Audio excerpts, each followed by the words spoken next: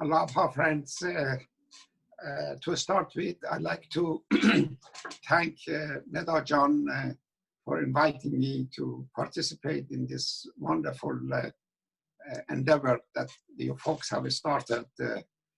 And the subject of Dawnbreakers, the book itself, and the stories has always been very close to my heart.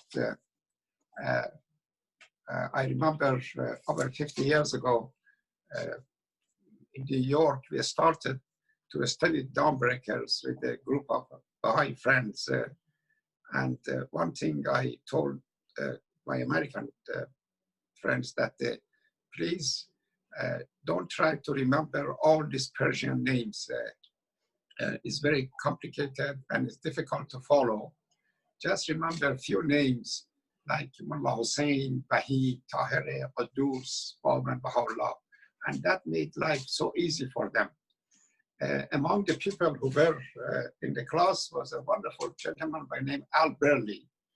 And because my name was Hussein, he began to refer to me as Mullah Hussein.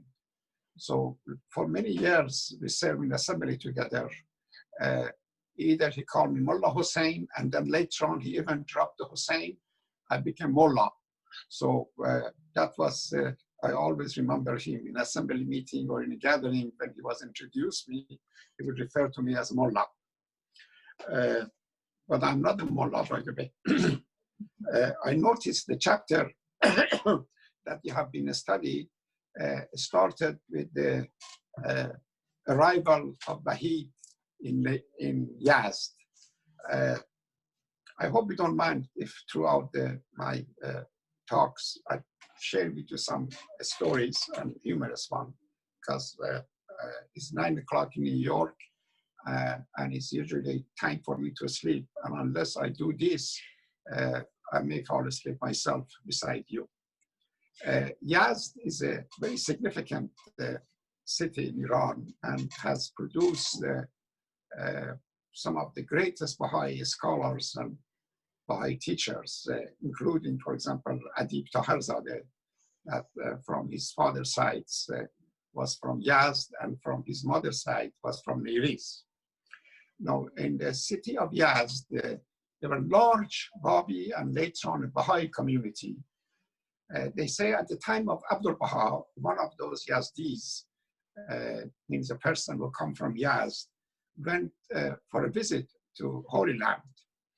In the course of meeting with Abdul Baha, he asked the master, he said, asking, is that true that Baha'u'llah has said that everyone would end up in Abha kingdom, eventually goes to heaven?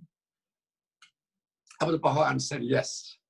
So he said, Nasr ad-Din Shah, the one who killed Bab, he would go to heaven. Abdul Baha said, with the grace of God, yes, he could go to heaven. And then he said, Genghis Khan, the killers of millions and thousands of people, would he go to heaven? Abdul Baha said, most likely he could go to heaven. Then he mentioned another historical figure that also been quite a terrible person. Would he go to heaven? Again, Abdul Baha said, yes, he would go. So then he said, who goes to hell? The guy asked, Yazdi. Abdul Baha said, the people who ask too many questions. So I just want to, even though later on I'm going to ask you good folks to ask any question you want, but please don't push it and don't ask too many questions because I may not know the answer. I'm sure you have followed the story of Wahid and how he became one of the main disciples of the Bab. He was sent by the king of Persia, Muhammad Shah, who was a Sufi himself, to meet and investigate the cause of the Bab in Shiraz. You do know that he met with Bab 3 times, and by the 3rd session, he began to realize that he is indeed the Qa'im, the promised one. And then the Bab instructed him to travel throughout the country and give the message to whoever that he met. And because he was so prominent figure in the country, any city that he would arrive, he was welcome and he would be given opportunity in the mosque to rise up on the pulpit and give a lecture, including, for example, he went and met his father, who was one of the leading figures in the country at the time, but he never accepted the cause of Bab. So in the course of this traveling, around the 1850s, he arrived in Yazd, and I don't want to go over what happened in that city because you have read all about it. We want to move to Neriz. When he realized that his staying in Yazd would cause further bloodshed and more problem for the Babis and others, he decided to leave, and he wanted to go to Neriz. Why he picked up Neriz? First, because he had a wife and he had a family in Neriz, so he wanted to visit them. Also, he'd been very friendly with many of the folks in Neriz. Some of the leading mullahs of Neriz were very close associate and friend of him. So as he was approaching Neriz, a group of leading mullahs of town, a person like Mullah Abdul Hussein, who happened to be one of my ancestors, I could talk with him later on more about him, or Sayyid Ja'far Yazdi, or Mullah Muhammad Taghi, the one who received the tablet of patient, Loha Ayyub. They all went and welcomed Wahid outside the city. I think they walked about maybe 5-10 miles on foot, and then welcomed him, and they brought him to the city. When he came in town, without any rest or without any going to his own house, he had a beautiful house there. I remember that house, and I've never been inside, but I saw the outside of it. He went to the main mosque of the town, which is called Masjid al-Jum'ah, one of the oldest mosques in Iran. Originally, this mosque used to be a Zoroastrian temple, but after Islam took over the country, they converted that to a mosque. So Wahid rise up to the top of the pulpit and told the audience, thousands of them, that the promised one has arrived, the Qa'im is here, and these are his teachings. They said the mosque was full of people. The other folks were on the rooftop of their homes, and they had to use some kind of relay system to repeat what Wahid was saying on the pulpit, and how it was Wahid would say a sentence. Remember, they didn't have a sound system or microphone and all that. Wahid would make a statement, somebody not far away would repeat what he said, and then somebody else would pick it up and repeat what he said. So this went on, and he warned them that the calamity and problem is around the corner, and if they accepted this cause, they're going to face major, major problem by the governor of town and by the Muslim community, who would not appreciate their acceptance of this new ideology.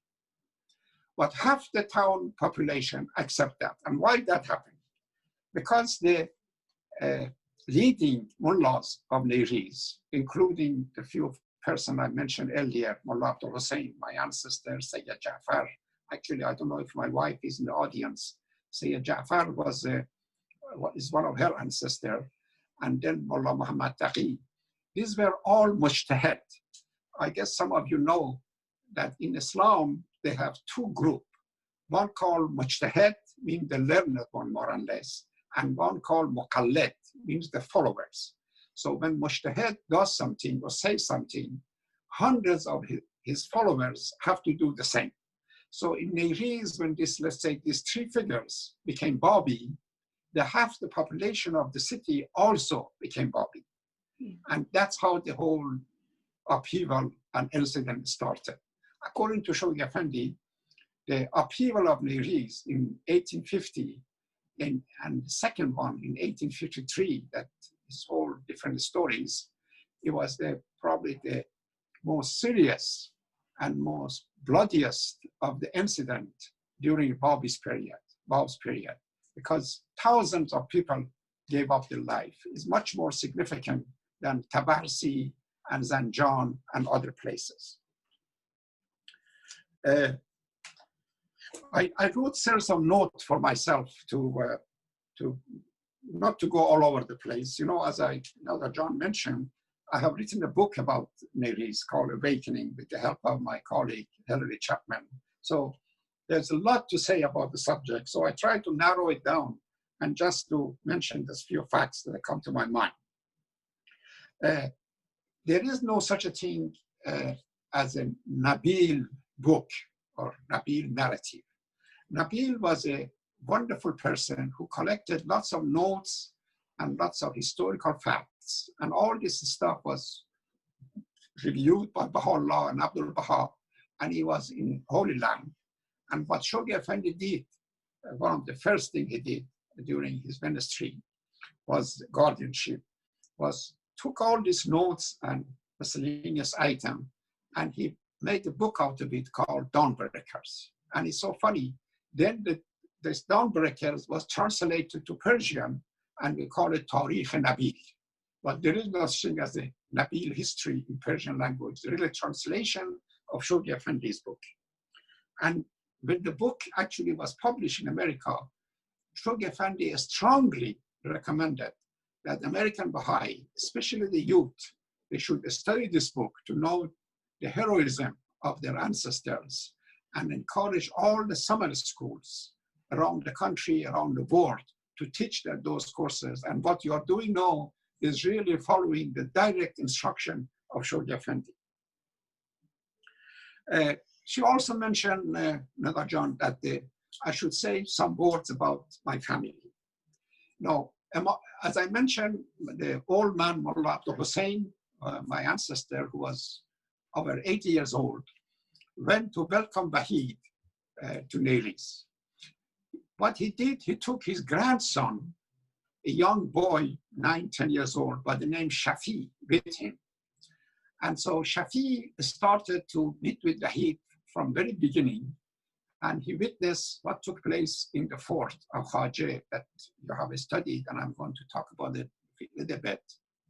So, and then he participated on the second upheaval, which took place in the mountain in the south of Neris. Later on, when I think he was probably in his 20s, he and a friend of his decided to go to Baghdad and meet with Baha'u'llah. So they had 2 donkeys, and they were riding the donkeys from Neris all the way to Baghdad. At the middle of the way, somebody stole one of the donkeys. So poor people, so they have to take a ride, and they have to share a ride and all that. So eventually they get to Baghdad, and Baha'u'llah heard that somebody had stolen their donkeys and gave them some money to buy another donkey, but they refused. So they saved the money, and when they returned back to Neris, they spent that money to organize gathering and meeting for the Babis and Baha'is at the time. When Shafi was in Baghdad, Baha'u'llah asked him, he said, Janab Shafi, Baha'u'llah always referred to people as Janab. We also know at that point, even himself was known as a Janab Baha. He said, Janab Shafi, do you recall what took place during Wahid's time and afterward? Because after all, he was a kid. And his answer most likely was yes. So Baha'u'llah told him that he should write his diary. He should write whatever he remembered. If you go to your Dawnbreaker book, look at page 674.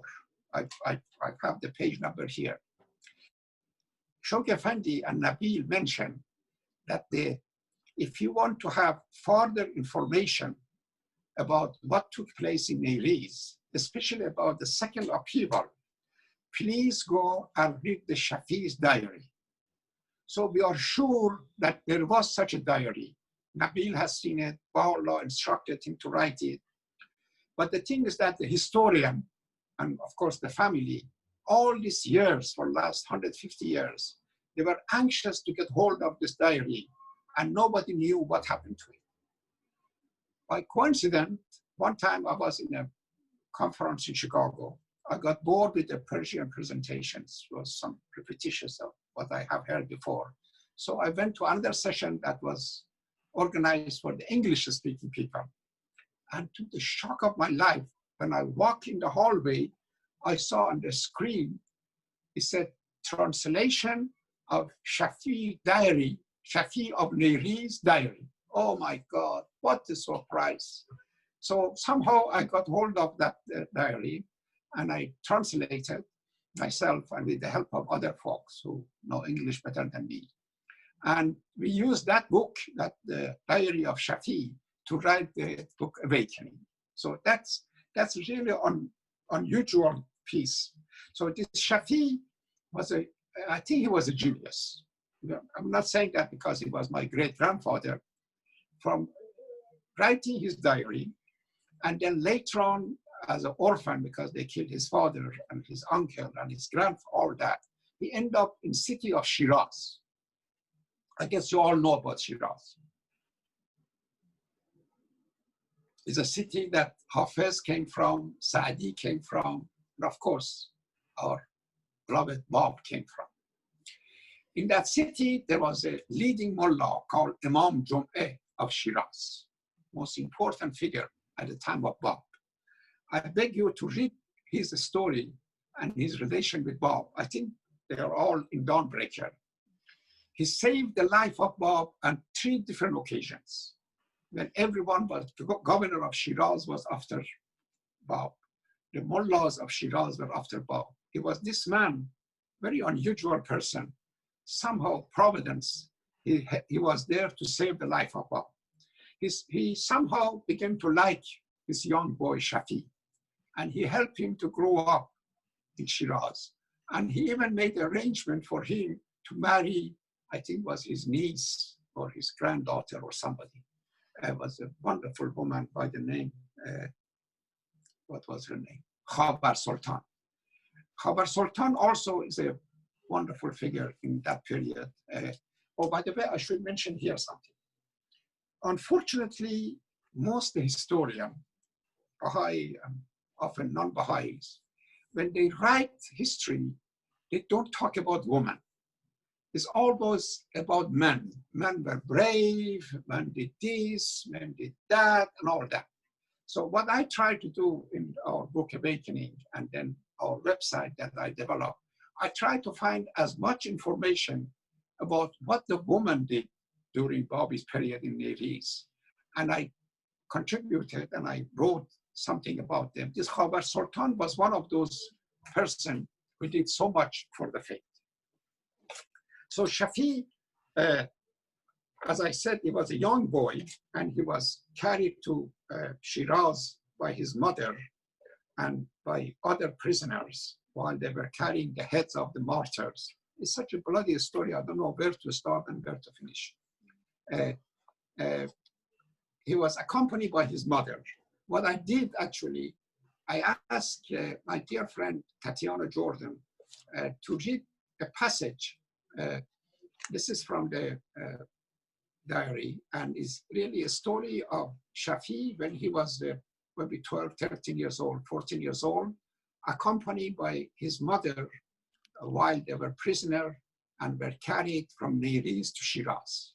Tatiana, could you read that passage, please? A 14-year-old boy walked behind his mother with his hand tied to her waist. He asked why he was tied to her. She told him that if the soldiers took him and killed him, she wanted to be there so she wouldn't spend the rest of her life wandering and waiting for him. She carried her other, much younger son in her arms. Following the advice her husband had given to her before being killed, she had put on herself plainest clothes in anticipation of being captured by soldiers. On her youngest boy, though, she had accidentally left a hat that with little ornaments on it. A cavalry man rode up, laying down, and snatched it off with such violence that her boy was thrown from her arms his small body lying on the hard ground some distance from her. She ran to him in a panic and picked him up. He was unconscious. A bald spot where his hair had been torn out by the violent grab. She crowded him in her arms, trying desperately to revive him, kneeling on the ground, enveloping his little body, just like she had it, his bird, when he stopped breathing.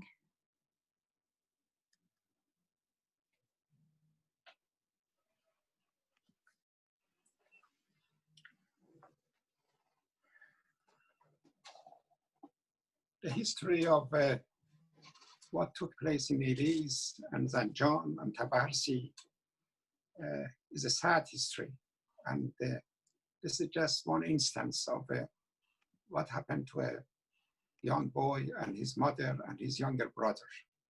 But what happened to this boy, actually, as I mentioned, he ended up in Shiraz. The Imam Jum'eh took care of him, educate him, arrange a marriage for him. And then he returned to Nelis and he became a leading figure. And I don't want to keep mentioning my book, Awakening. Actually, you don't have to buy it. If you send your email address to Neda or to me, I'd be more than glad to share with you the PDF of the book. So you don't have to spend $10, $15 to buy the book. But if you do it, you make the Baha'i Publishing Trust happy, since they published the book. The story of Shafi and what happened in Neris and what happened in the second upheaval is quite interesting to read about. So, but going back to Wahid and arrival in Neris and the mosque, the governor of Neris, and we have read this in the chapter, gave the Wahid warning and he asked him to leave town. Of course, Wahid said, I have a home here, I have family here, and it's not becoming to ask a guest to leave. And the governor organized a large selection of the troops in his house and the surrounding area in the section called Bazaar. Most of the Babis, the Riz has two sections called Mahalle and they're called Bazaar. Bazaar is the more of the business area, commercial area, and Mahalle is more of the residential area. Like you have Manhattan and you have Queens. That's the analogy, those who know New York area. So governor was in the bazaar or commercial area.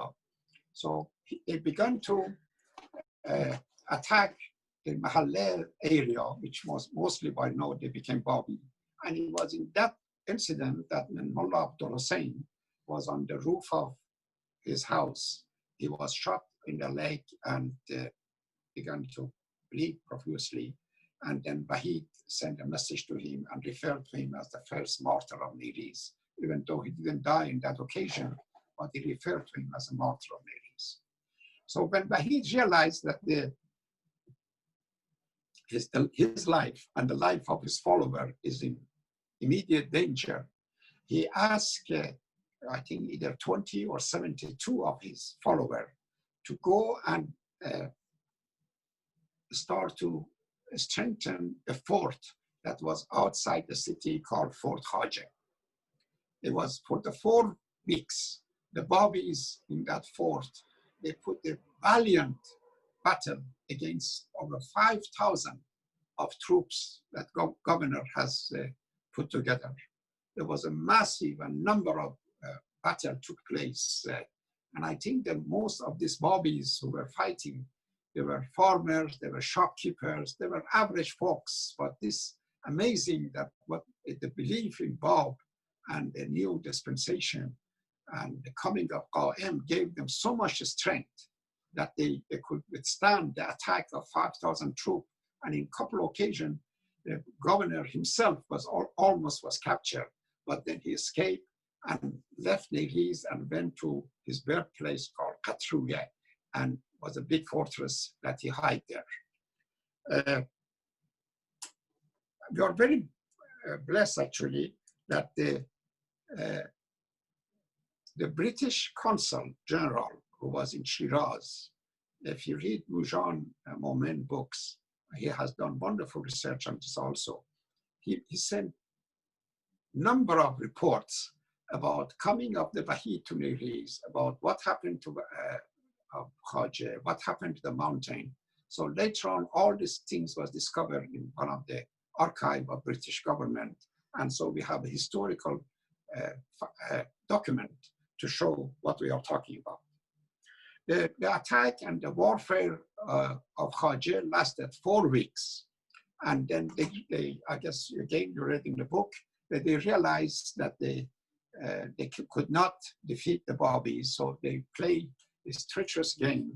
They signed a book, Holy Book of Quran, and they invited Wahid to come and meet with them and to advise them and negotiate with them and try to come to some understanding.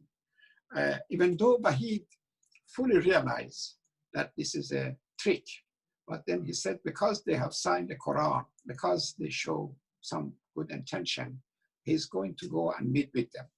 For the first few days that he was there, they set up a nice tent for him. They would listen to him. They would follow him in the daily prayer. You know, he stand front and the rest of them would stand behind him and pray. But then I think on the 4th and the 5th day, they begin to show their true intention. But also remember that they have signed a document, Quran, the governor and some other people, that they would not harm him. So this is important. They wanted to honor that. They also, what they did, they asked Wahid, could you please write a note to your follower in fort and ask them to leave, know that we understand each other and we want to have peace. Wahid wrote that note, but he also wrote a note that don't pay attention to my first advice. This is a trick. And he gave it to the messenger, who happened to be a Babi, Sheikh Abid was his name. And this idiot, instead of taking the message to the fort, he went to the governor and shared the second message also with him. Of course, they threw the message out. The first message that please give up your arm and come out was given to the follower. Hundreds of them came out and they were all put to death and massacred. What they were doing at that time, and I think I heard that this was tradition among some savages in the old days, where they would cut the head of these poor Babis and they would skin it and they fill it up with hay, and then they would carry those on the top of the lace all the way to Shiraz. Hundreds of martyrs and hundreds of Babis were put to death, and the woman was taken as a prisoner, and some were put to death right on the spot. There is a place right next to the fort, I remember. No, all this thing is so close to my heart because I grew up around that area. I've been in that fort, I walk around it. I remember I was so proud of myself. You know, there was no car or thing like this, so I had this cute donkey, and I would get on the donkey and I would go for a ride to the fort area, and I could hear the sound of the battle and the advice of the Wahid and sacrifice of the Babis. There's a beautiful tree actually has been planted by Wahid in that special spot. No, it's a huge tree, and they say that this is a holy tree. So whoever wish something, wanted to something, they go and write a note or something and they stick it in different parts of the tree. And I remember the advice was to the young woman, if you're looking for a Prince Charming or somebody to marry, you better leave a note there and you would find your good husband. Of course, it's a story. As I guess, again, you read that what they did to Wahid was awful.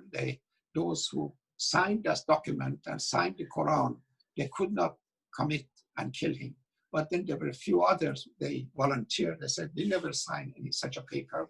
And they were the one who took his turban, put it around his neck, tied him to a horse and carried his body throughout the city. And eventually he died, they cut his head and they through the body and had different places. And there was this wonderful woman, Bibi Khanum, who at the nighttime sent his servants and they collect the body and they collect the head, and it was buried in a place which I'm not going to tell you because we don't want the people to know where it is, because they may destroy it. But we know where I know where it is. How much more time we have? You have time, Doctor. Little John, You have time. let me tell you a story, and then if there is any question, I would love to hear some question. Remember I mentioned something about Yazdis and how wonderful these people are. So there was another Yazdi, story time. Another Yazdi who went and visited Abdul Baha again. You have to remember, Abdul Baha had a great sense of humor, and besides lots of other attributes. As a matter of fact, I'm not bragging, I wrote an article about the Abdul Baha's sense of humor that was published in the BahaiTeaching.org.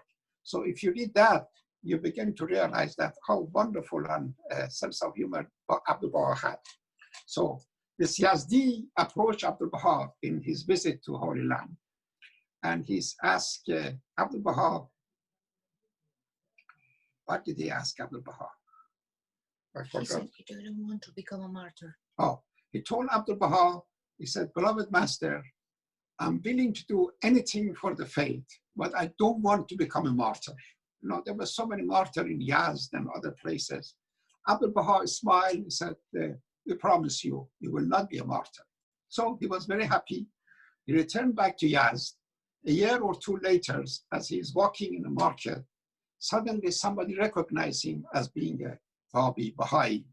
And that what they used to do, as soon as this happened, somebody said, oh, Babi, Babi, Babi, Babi. And then the mob start to chase the poor person. Eventually they catch up with him and they usually kill them. So this man was running and running and the mob were following him. He left the city limit outside the town. As he was running and trying to escape, he turned to Abdul Baha. He said, Abdul Baha, you promised that I would never be a martyr. What's happening? So at that very moment, there was a ditch or a well, and he fell in it. And then, of course, the mob didn't see that. They just jump over and they keep running. So he realized he's safe. So he turned up to the sky and said, good thing I remind you. So this was another Yazdis. I have lots of other stories, but I'm going to stop here and see if there is any question. You remember Abdul Baha, he did not want to I have all unmuted, so if you do have a question for our lovely Dr. Asiyeh, please go ahead and raise your hand feature or send me a chat and let me know. For certain communities to be helping. All that and more tonight. Does anybody have a question? I can start with a question. So in the Dawnbreakers, on page 483, there's a section that mentions, it said Mirza Ahmad, the uncle of Ali Sardar. And I do recall when I was reading that book that there is a relation in there with you and Ali Sardar. So could you give that little relation until I read some of these questions that are coming in? Of course. I think I did mention that 2 years after the first upheaval in Niris, which took place in 1850, and Bahid was the main figure in that occasion, there was another troublesome thing started. And this time, large number of Babis, again, they were subject of attack by the same governor. This time, hundreds of them, instead of going to a fork, they began to go toward the mountain. And they, many of them took their family, their children, and all that. And the story of that adventurous time in the mountain is quite interesting also. There were 200 weddings took place in that was mountain area during the battles, because I guess they all realized poor people, they're going to die, may as well marry and have a good time. So that's what happened. And then the role of the woman and what they did is they set up 19 small fortresses around the mountain to protect themselves. And one of these fortresses was run by a 18 woman, and the head of this little fortress was Madar Sami was her name. It is quite a colorful woman that we can read about it in the book Awakening. So Mirza Ali Sardar was the leader of the second upheaval. And he was the one who led these hundreds and thousands of the Babis to the mountain, trying to rescue and save them. And of course, eventually he was killed. And just for the, again, historical fact, it happened that he is the uncle of my great-grandmother. And he's very loved by the family. And there is actually a family through his sister in America called Sardaris, who are in Oregon and in Nashville, Tennessee. So if you ever met them, they have lots of stories to tell you about Sardar. That's a whole new story that I would love to talk to you about in some other way. Okay, and we have a lot of questions. So the next person who's going to ask you a question is Sudipta and Ben Young. Yes, I'm wondering about the fort near Nariz, and how is it that there were just abandoned forts around Iran? Like, was it unique, or was this common? How was it there? I think this was even true when I look at some of these old movies that shows European town in 11th, 12th, 13th century. The life in the town those days was always around the fort. Otherwise, they have to protect themselves from the element. And I have a feeling that this particular fort originally was the place that the inhabitant of Nariz used to live, maybe very a small number of them. And then later on, of course, when the population grew, they moved outside the fort. So this fort was always been there and has a squarish looking. And on each corner, there is a lookout base. And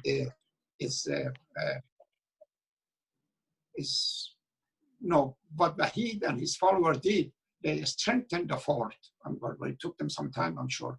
So they could withstand because they were using all kind of cannons and other to attack the fort. And in one occasion, actually, it's interesting. The government and the soldiers, they cut the water supply to the fort. And so Wahid was running out of water and his followers. So they said in one occasion, he went and pointed on the spot in the fort with his sword or his whatever thing. And they said, dig here. And they did that. And suddenly there was a flow of the water, so they could survive and have water in the fort.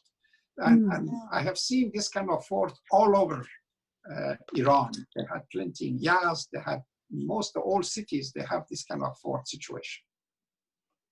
Okay, so we have another question. There's actually two parts to this question. We're gonna have Tezar Kaymani ask the question. Tezar, could you please ask your question, unless you want me to? Yeah, sure. Just for artistic purposes, I was wondering if there's any pictures of the fort or the tree that Wahid had planted that you mentioned, of what they might look like now or in recent times. Yes, actually, I'm glad you asked that question.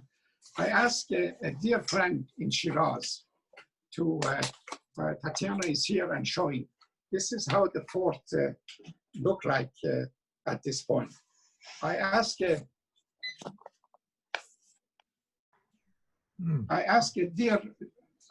dear friend, actually my brother-in-law, Tahir's brother, he made a big sacrifice. I was afraid for his life actually, because these days it's very dangerous to go to Nariz and to go to that area. I knew that sooner or later they're going to destroy this fort, and they did destroy most part of it. So he went to Nariz maybe about 10, 15 years ago, and he took a series of pictures, maybe 40, 50 pictures from different angles, different drawings, and we have all those pictures, and I have shared it with the House of Justice, because I'm sure in future, I promise you, they're going to build all these places that so many of our ancestors have given their life. Oh, let me tell you this also about the fort and that.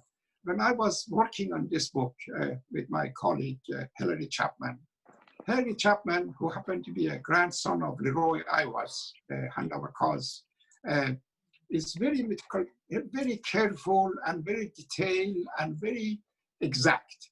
And I don't have that much patience as much as he has. So I wanted to move on and get the book published because the publisher was putting pressure on us to hurry up. And I keep saying, Hillary, it doesn't matter, let's go on. He said, are you kidding, Hussein? 100 years from now, the Baha'is will come from China, they come from Japan, they're going to travel all these places and they want to take pictures. We have to tell them exactly where everything is and what's happening. So I had to communicate with some of the older people in Shiraz and Neiris. And one of them was this wonderful Sohail, who went there and took all this picture and sent us whole maps and things like this. So we have the picture. And actually, if you go to, we have a site called nayriz.org, NAYRIZ.org. And in that one, I have put all these pictures and material that you can see. And the trees. And the picture of the tree, by the way. Yeah. I have a question. Sure. Hi, Hossein. That's not the question, though. Obviously, you've written quite a bit about your experience. But I'm sure there are stories, there are experiences that you still haven't written about because few people are as vigilant and persistent and checking out and taking the action to go places and find out the history and interview people and that sort of thing as you. You have to be kind of a rare, insistent researcher to do that. Yes. Are you, but you still, I'm sure you still haven't recorded probably the majority of what you've experienced and the research that you've found and the anecdotes and so on that give life and blood to the history of the faith. Are you, can I see, if you haven't, are you at least recording it with somebody and at least making a copy available to Stanford University in the Baha'i collection there so that scholars, you know, when there really is an intense hunger for scholarship emerging, I don't think we have that now for the most part. There will be data sources like yourself. You can't take all that to the grave with you. You know, you're not a spring chicken. Actually, I'm not planning to go to grave soon, but well, I know. So I may take your advice. But man proposes, God disposes. Right. The question is, there are things that are important to share, and then there are things which less important. If you have to know, I had a collection of information almost from 70, 80, 90 families who were direct descendants of those martyrs, and they sent me their, in writing, the story of their family.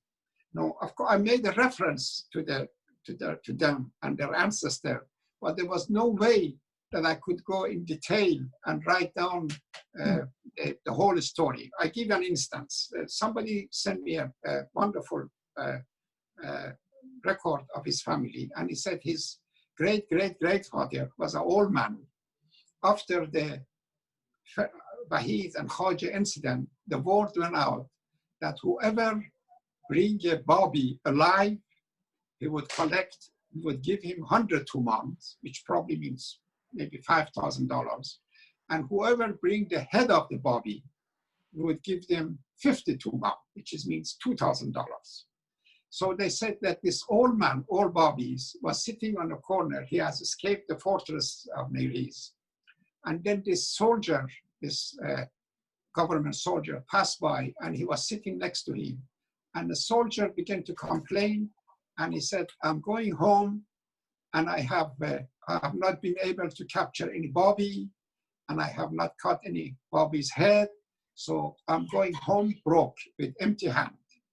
And he said that this old man, this is unbelievable, offer, he said, why don't you cut my head and go and take the head and collect the money. I'm an old man, I'm going to die soon anyway. So I did make a reference, for example, this family and the incident. So there are lots of things, of course, one could say, and I think your suggestion is good that perhaps I could make some audio presentation that could be shared with some archive. But some of the stuff, I'd rather not even share it because it shows also certain activities that even Bobby's committed that were not necessarily very kosher. So that's the truth has to be recorded. It may not be wise to spread it to everybody, but for the core of the integrity of the Baha'i faith and movement, it needs to be recorded, or at least a version, and then future scholars can sort all that out. That's very true. Actually, Shoghi Effendi has made a reference in one of his letters. When he finished writing The God Passes By and Dawnbreaker, he mentioned what I have done is to my, he was an extremely humble man, Shoghi Effendi, amazing. God Passes By is a masterwork. He said, this is my humble contribution to the history. And he said, I'm sure in future, the other historian would do a much better job and would come up with some new material and things like this. So that's all we have to hope for. But it's wonderful to also, as you mentioned, to save as much material as possible. I agree. Thank you. Thank you for asking questions. All right, we have two more. So one, I'm going to let Dr. Dalton Garris ask this question. Go ahead, Dr. Dalton. Hi, I wanted to know if you knew exactly where the Tablet of Patience was revealed. Was it revealed in the Najibia Garden, or before or after, or exactly when? Do you know? The Tablet of Ayub, or Tablet of Job, was revealed in the very first day of Rizwan, in the Rizwan Garden, as you mentioned.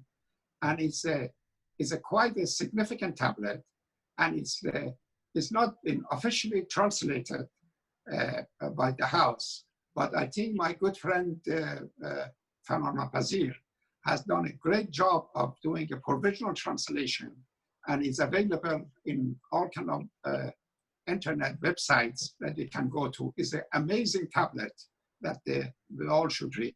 There is another tablet that also I like to mention, again, talking about my family. I had another member of family by the name Wafa. Wafa was a very handsome, very good looking, maybe I pick after him. And he was also a poet. And he was very popular in Shiraz. And he died very young. I think he was 36 years old. He wrote a letter to Baha'u'llah and asked series of questions. And then Baha'u'llah answered him. And then he referred to him as Wafa, which is, or he called himself Wafa in his poetry. And that tablet has been translated and is available in the material that the House of Justice has put together. I think it's the Tablet of Fidelity, which I suggest that you read that. That's a very good tablet. It's also in our website.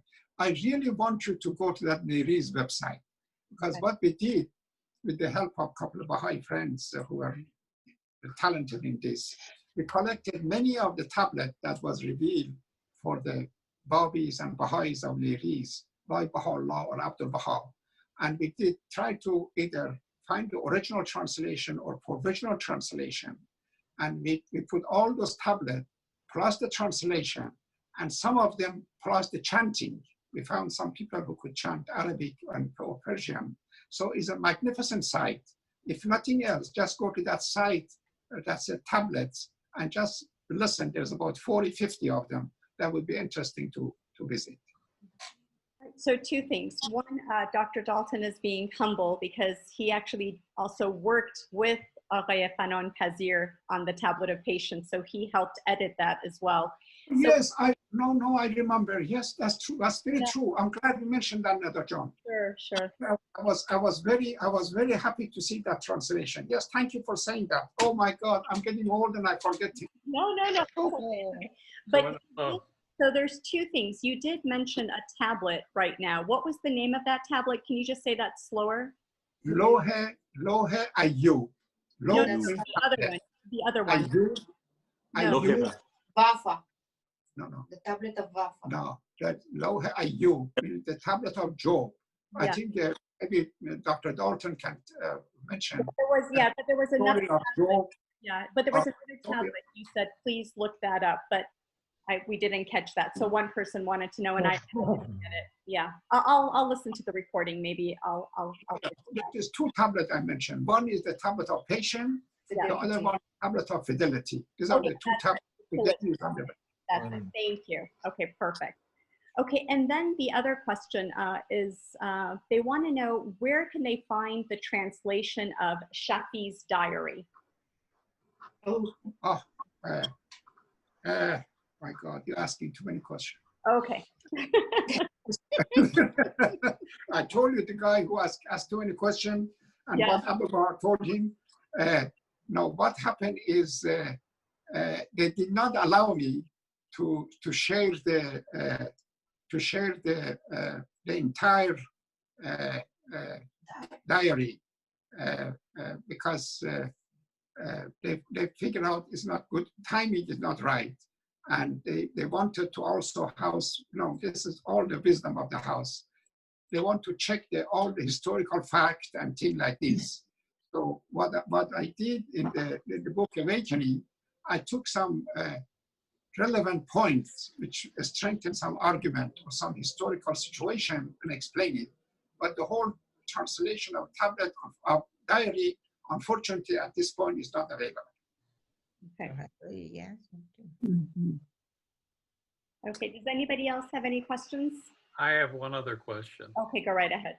Have you had any connection or interactions with the person who occupies the Baha'i chair at Hebrew University? At Hebrew University. Yes, actually, he's a very close friend of mine, and he has a great sense of humor. I spent lots of time with him in Haifa and also in Acuta, Italy. We were both speakers in that one of the occasions for Erfan Colloquium.